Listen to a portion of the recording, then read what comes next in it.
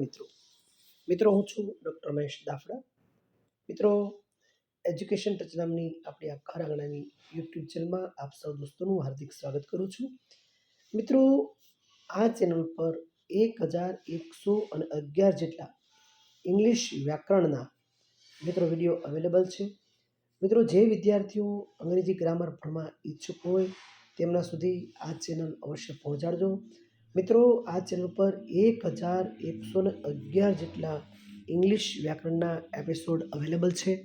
મિત્રો, જે વિદ્યાર્થીઓ સ્પર્ધાત્મક પરીક્ષાની તૈયારી કરે છે અને જે વિદ્યાર્થીઓ ધોરણ 9, 10, 11 અને 12માં અભ્યાસ કરે છે એવા વિદ્યાર્થીઓ માટે આ ગ્રામરના વિડીયો ખૂબ જ અગત્યના છે. તો મિત્રો, એમના સુધી આ ચેનલ અવશ્ય પહોંચાડજો અને આપ પણ એક યજ્ઞ કાર્યના સહભાગી બનશો તેવી હું આપની પાસે અપેક્ષા રાખું છું.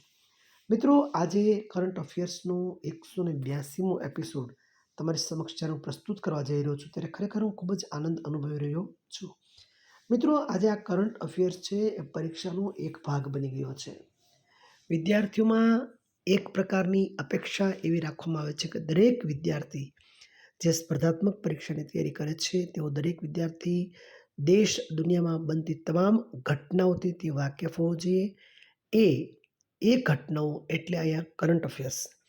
મિત્રો, સાહિત્ય જગત હોય, ખગોળ, ભૂગોળ, એવોર્ડ્સ, યોજનાઓ, અનેક જાતના સમાચારોથી આજનો વિદ્યાર્થી વાકેફ હોવો ખૂબ જ જરૂરી છે.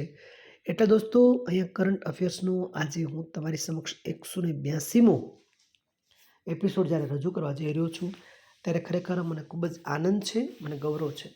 મિત્રો, જે વિદ્યાર્થીઓ પાસે છાપું બંધાવવાની કોઈ પણ આર્થિક પરિસ્થિતિ ન હોય, મેગેઝિન ખરીદવાની આર્થિક પરિસ્થિતિ ન હોય તો તેવા વિદ્યાર્થીઓ સુધી આ વિડીયો દોસ્તો અવશ્ય પહોંચાડજો અને આપ પણ એક આ શુભ કાર્યના યશદાતા બનશો. જિંદગીમાં ક્યારેક કોઈક વિદ્યાર્થી તમને પણ યાદ કરશે. આ ટોપ 10 સમાચાર અહીંયા આપની સમક્ષ પ્રસ્તુત કરું છું તો તે એવા વિદ્યાર્થીઓ સુધી અવશ્ય પહોંચાડજો તેવી આપ સૌને નમ્ર વિનંતી છે. મિત્રો, ખાસ એક વાત એ છે કે મિત્રો, અહીંયાથી જે સમાચાર રજૂ કરું છું એ મારા વાંચનની મર્યાદાને અનુરૂપ હોય છે. સંભવ છે કોઈ ક્ષતિ હોય તો ચોક્કસપણે કોઈ ઓથેન્ટિક ન્યૂઝપેપરનો અભ્યાસ પણ દોસ્તો અવશ્ય કરી લેશો. ચાલો દોસ્તો, કરંટ અફેર્સમાં એક નજર કરીએ તો મિત્રો, તાજેતરમાં જ ઇન્ડોનેશિયા દેશ ખાતે બ્રિક્સ સમૂહમાં પૂર્ણ સભ્ય ઇન્ડોનેશિયા દેશ બ્રિક્સ સમૂહમાં પૂર્ણ સભ્ય તરીકે સામેલ થનાર 10મો દેશ બન્યો છે અને બ્રિક્સ 2024નું આયોજન રશિયાના કઝાન ખાતે કરવામાં આવ્યું હતું. ઇન્ડોનેશિયા એ બ્રિક્સનું સભ્ય બનનાર 10મો દેશ છે. મિત્રો, આ ખાસ યાદ રાખશું. અને કઈ જગ્યાએ આયોજન થયું હતું તો કે રશિયાના કઝાન ખાતે આ બ્રિક્સ કોન્ફરન્સનું આયોજન કરવામાં આવ્યું હતું. મિત્રો, તાજેતરમાં જ વર્લ્ડ હેલ્થ ઓર્ગેનાઇઝેશન દ્વારા WHO વર્લ્ડ હેલ્થ ઓર્ગેનાઇઝેશન દ્વારા વર્લ્ડ મેલેરિયા રિપોર્ટ 2024 બહાર પાડવામાં આવ્યો હતો. આ રિપોર્ટની theme addressing inequity in the global malaria response. મિત્રો, આ ખાસ આ થીમ તમે યાદ રાખજો. Addressing inequity in the global malaria response કોના દ્વારા આયોજન કરવામાં આવ્યું હતું તો વર્લ્ડ હેલ્થ ઓર્ગેનાઇઝેશન દ્વારા આયોજન કરવામાં આવ્યું હતું.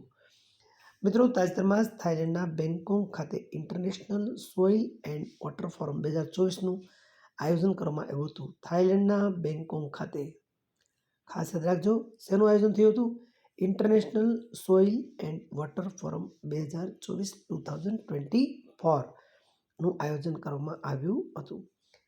મિત્રો, તાજેતરમાં સિંગાપુરમાં યોજાયેલ વર્લ્ડ ચેસ ચેમ્પિયનશિપ 2024માં ભારતીય ગ્રાન્ડમાસ્ટર ડી ગુકેશે ચીનના ડિંગ લીરેન, બે નામ યાદ રાખજો, ભારતીય ખેલાડી ડી ગુકેશ ચીનના ડિંગ લીરેનને હરાવી અને ફક્ત 18 વર્ષની વયે, મિત્રો ડી ગુકેશની એજ છે માત્ર 18 વર્ષ. 18 વર્ષની એજમાં મિત્રો તેઓએ વર્લ્ડ ચેસ ચેમ્પિયનશિપ જીતી લીધી છે. વર્લ્ડ ચેસ ચેમ્પિયનશિપ જીતનાર નાની વયનો ડી ગુકેશ ખેલાડી બની ચૂક્યો છે. મિત્રો, તાજેતરમાં જ ઓમાનના મસ્કત ખાતે યોજાયેલ 9મી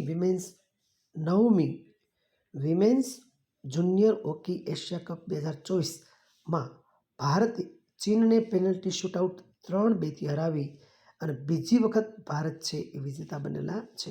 જુનિયર હોકી એશિયા કપ 2024, 9મી women's junior hockey Asia cup. કેટલામી? 9મી.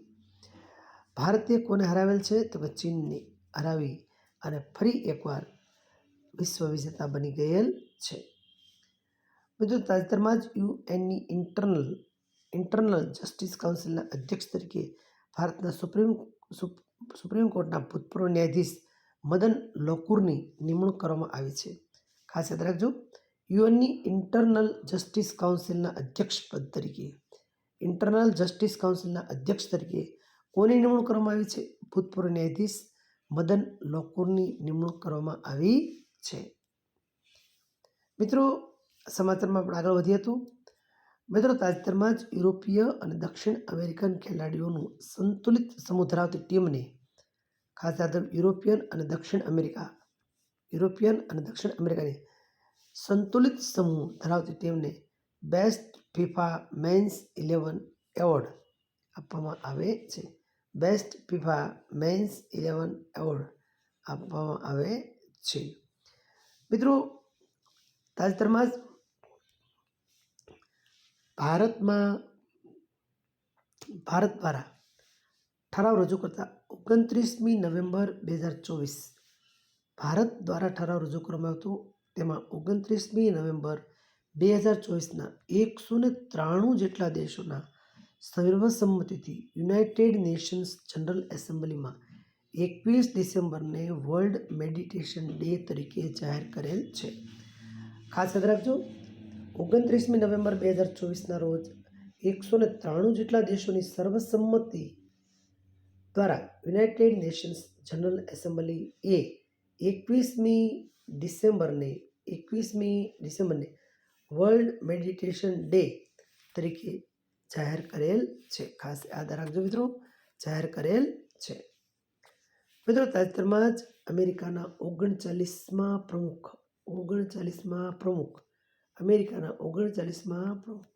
અને નોબેલ પારિતોષિક વિજેતા જેમી કાર્ટર, અમેરિકાના 39મા પ્રમુખ, નોબેલ પારિતોષિક વિજેતા એવા જેમી કાર્ટરનું 100 વર્ષની વયે અમેરિકાના જ્યોર્જિયા ખાતે થયું હતું. ખાસ યાદ રાખજો, 39મા પ્રમુખ અને નોબેલ પારિતોષિક વિજેતા જેમી કાર્ટરનું 100 વર્ષની વયે નિધન થયું હતું. તાજેતરમાં કેન્દ્રીય મંત્રી શ્રી શિવરાજસિંહ ચૌહાણ દ્વારા લૈંગિક હિંસા નાબૂદ કરવા નવી ચેતના 3.0 બદલાવ કી નામનું રાષ્ટ્રીય અભિયાન શરૂ કરવામાં આવેલ છે. આ ઝુંબેશનું સૂત્ર એક સાથ એક અવાજ હિંસા વિરુદ્ધ નામનું આ અભિયાન શિવરાજસિંહ ચૌહાણ દ્વારા શરૂ કરવામાં આવેલ છે. મિત્રો, આ સાથે ટોપ 10 સમાચારને આપણે વિરામ આપીએ છીએ. મિત્રો, ફરી પાછા મળશું આવતા રવિવારે. ત્યાં સુધી ભારત માતા કી જય.